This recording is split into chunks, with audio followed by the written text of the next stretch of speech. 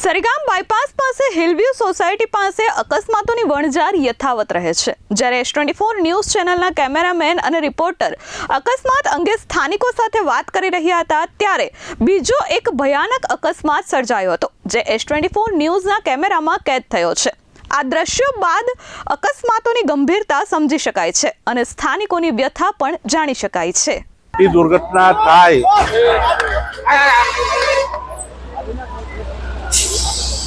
ઉમરગામ તાલુકાના સરીગામ બાયપાસ 4 રસ્તા પાસે આજે હિલવ્યુ પાર્કની સામે વહેલી સવારે એક ગંભીર અકસ્માતની ઘટના સામે આવી હતી।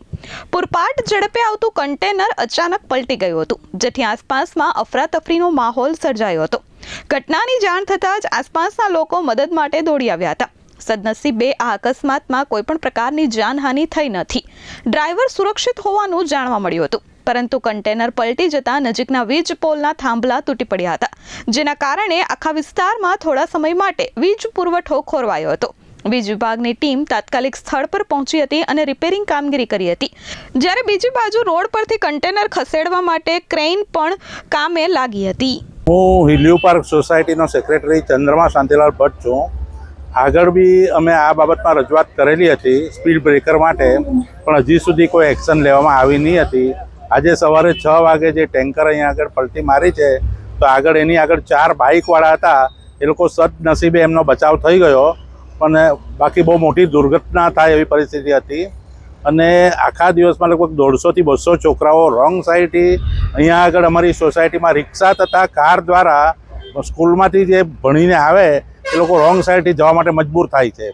સ્પીડ બ્રેકર માટે અમે RNB ડિપાર્ટમેન્ટ વાપી અને ગ્રામ પંચાયત સરીગામમાં તલાટી સરપંચ બધાને લેખિત રજૂઆત કરી છે, પણ હજી સુધી કોઈ એના માટે કોઈ ઉકેલ આવ્યો નથી અને ભવિષ્યમાં મોટી દુર્ઘટના થાય। આ અકસ્માતની ઘટના અંગે જ્યારે હિલવ્યુ પાર્કના પ્રમુખ S24ના પત્રકાર સાથે વાત કરતા હતા અને ઘટનાની માહિતી આપતા હતા ત્યારે જ એક બીજો અકસ્માત પણ સર્જાયો હતો।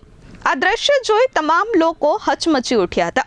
સોસાયટીમાંથી બહાર નીકળતા ઇકો ગાડીને સ્ટેટ હાઈવે પરથી આવતા ટ્રકે જોરદાર ટક્કર મારી હતી। આ દ્રશ્ય S24 ન્યૂઝ ચેનલના કેમેરામાં કેદ થઈ ગયું હતું જેથી સ્થાનિકોની પીડા સમજી શકાય છે।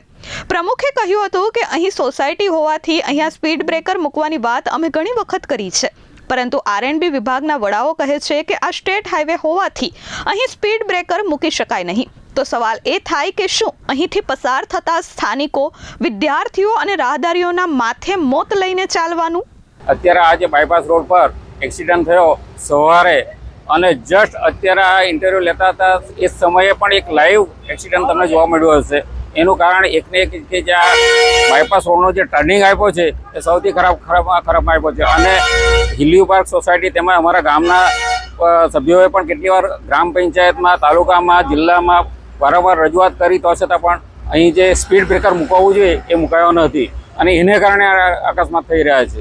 એટલે આમાં અમારી રજૂઆત એ જોવાની એવું નથી, તમે મામલતદાર કલેક્ટર શું કરે છે? એ લોકો આવીને સ્થળની તપાસ, એ લોકો અહીંયા વારંવાર અહીંયા સરપંચો તથા ઉપસરપંચ તથા એમના મળતા રાકેશ સાહેબ, સહદેવ વઘાત આ જે કંઈ છે એ બધા અહીંથી વારંવાર જાય છે, એમને ખબર નથી પડતી શું અમારે રજૂઆત કરી તો પછી, અથવા તો માણસ એકાદ કોઈની હત્યા 2-4 માણસોને મરી જાય પછી તમારે એક્શન લેવાના। હિલવ્યુ પાર્ક પાસે ઓફિસ ધરાવનાર વ્યક્તિએ કહ્યું કે હિલવ્યુ પાર્ક સોસાયટી પાસે ભયજનક વળાંક છે। આ વળાંક પાસે કોઈ પણ ભયજનકતા સૂચવતા બોર્ડ પણ મૂકવામાં આવ્યા નથી જેથી અહીં અકસ્માતોની વણઝાર યથાવત રહે છે। સરપંચ અહીંથી પસાર થાય છે, મામલતદાર સહિતના અધિકારીઓ પણ આ જ રોડ પરથી પસાર થાય છે, પરંતુ તે લોકોને અમારી વ્યથા સમજાતી નથી। શું અમારા 5-10 લોકોના મોત થાય પછી જ કામગીરી કરાશે તેવો હળહળતો સવાલ તેમને પૂછ્યો છે।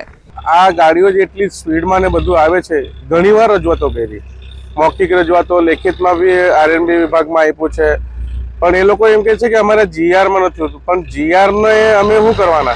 કાલે ઉઠીને મોટી દુર્ઘટના થાય તો GR અમને બચાવવા આવશે કે અમારા જે બાળકો છે, અહીંયા ભંડારવાડ સ્કૂલ છે, બાજુમાં ભંડારવાડ છે, ફળિયું છે અમારા સરીગામનું, અયોધ્યા રેસિડેન્સી છે, લગભગ હજારો પરિવાર રહે છે, તો કાલે ઉઠીને કંઈક મોટી દુર્ઘટના થાય તો જવાબદાર કોણ હશે? ને અધિકારીઓ તો લાગે જાડી ચામડીના થઈ ગયા છે, એ લોકોને કહેતા બી કહીને થાકી ગયા પણ નથી અમારે। ને કનુભાઈ દેસાઈએ કેબિનેટ મિનિસ્ટર આપણાએ આ રોડનો ખાતમુહૂર્ત કર્યું હતું. રોડ તો એમણે સારો બનાવ્યો છે, પણ અમુક જે સુવિધાઓ જોઈએ પબ્લિકને તે થતી નથી ને રજૂઆતો કરવા છતાં પણ નથી આપવામાં આવતી. ને બાજુમાં ભંડારવા સ્કૂલમાં લગભગ 500 છોકરાઓ ભણે છે. લાઈવ અકસ્માતની ઘટના બાદ હવે એ જોવું રહ્યું કે આ સ્થળે સ્પીડ બ્રેકર મૂકવા માટે સંબંધિત વિભાગ તાત્કાલિક કામગીરી કરશે કે નહીં. લોકોનું કહેવું છે કે જો સમયસર યોગ્ય વ્યવસ્થા કરવામાં આવે તો આવા અકસ્માતોને અટકાવી શકાય. અમિત સિંહ રાજપૂત સાથે પ્રશાંત પંચાલ, S24 ન્યૂઝ, સરીગામ.